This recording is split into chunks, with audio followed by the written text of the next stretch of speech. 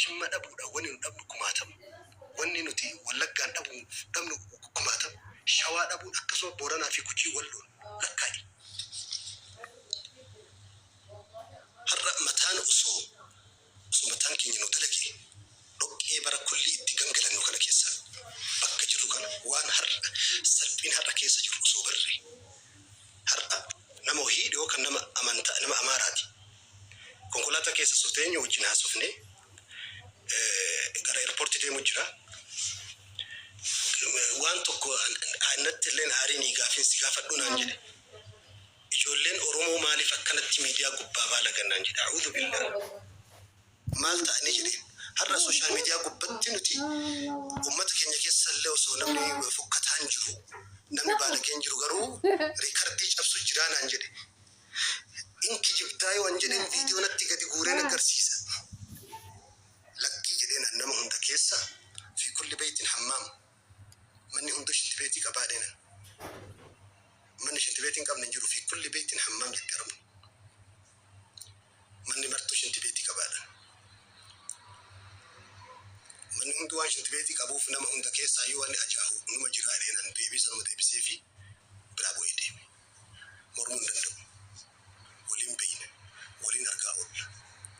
nuyyuu osuma waan meeqalaa'in walittu salfannee walitti qaanfannee waa waliin jennu dhabne ulamaani keenya ol bahee dubbachuuf ni arrabsama dhaabbadhaa ijoolleetii yoo jedhan suuraa isaatu gaggara galfama barri akka waan barri goolabamee barri abbaa gadaatii dhagahan barri nama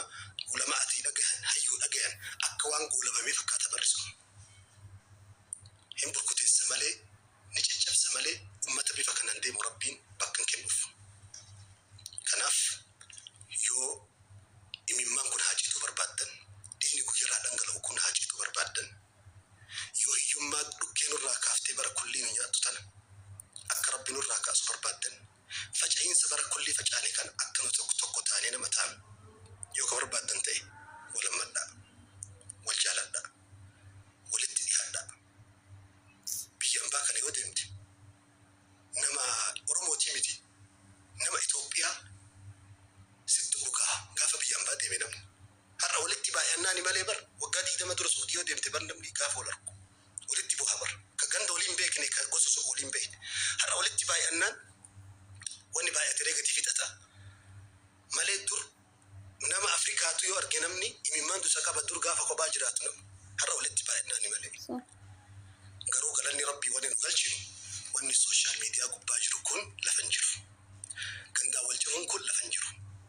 gosaa wal qooduun kun lafan jiru ummata ijoollee adda addaa bakka tokkotti ol kennee wayita buna waliin dhugnu hundisi akka waan arsiitii arshaasha baaleetii taatee wayii hundi isaanii akkasumatti beeka tokkuma akkasumallee namni mata duree ati jimmaatti wallagga jedhu biyya keessatti mata duree kana kaasu tokko hin jiru walillaahi hamdu rabbiin galanni haa qabu kanaaf ijoollee teenya miira adda addaa keessa seentanii dargaggummaan isinit jira yeroo tokko namni aarisan hunda keessa seentanii waan garii seenaa keessanii borii keessaniif ilmaan keessaniif jedhaa dhabaa dhiisaa hundaa olitti immoo rabbii keessaniif jedhaa dhiisaa wayita miiroo keessa seentee koomentii wayii si gube saba koomentii dhiiga ol naqaa jira waan ta'eef biraa galaa rabbiin keenya yoo nuti qulqulloofne yoo nu keessa kanaan tuubanne anarraa waan saba kana boojisu sabni kun innuu imimmaan fixachuu dadhabimmaan keessa yaa'u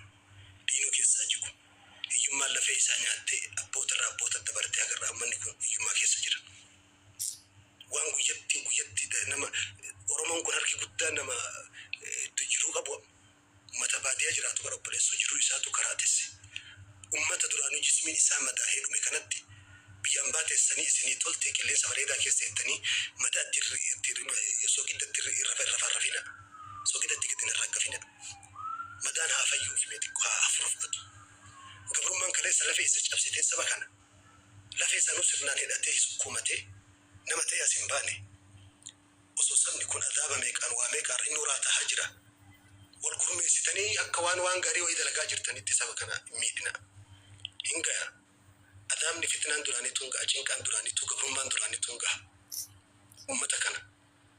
yoo inni imimmaan kun irraa hajjitu barbaaddan ofii keessanii tokkumaa yaa ijoollee biyyaadhaa jirtan yaa ijoollee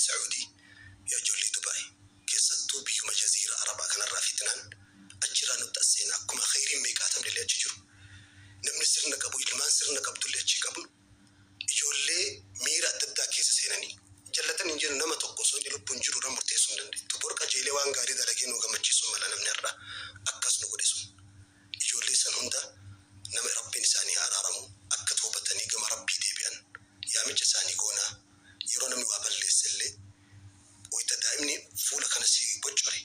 fuula kana si kotote qubarraa murtu keensarraa murta malee nama yoonni waa balleessellee isan balleessin dogongora isa keessattuu san balleessu yaale dhukkubsataa wayitaman hakimaa dhaqu dhukkubsataan ajjeesu doktorri dhukkuba keessatti ajjeesa malee ijoollee teena tawaa dogongortullee hin arrabsina ittiin duulina namni adadatti duulanii adada arrabsaniin hammaataa deema malee namni arrabaan sirraa hin jiru namni arrabaan gorfamu tokko hin jiru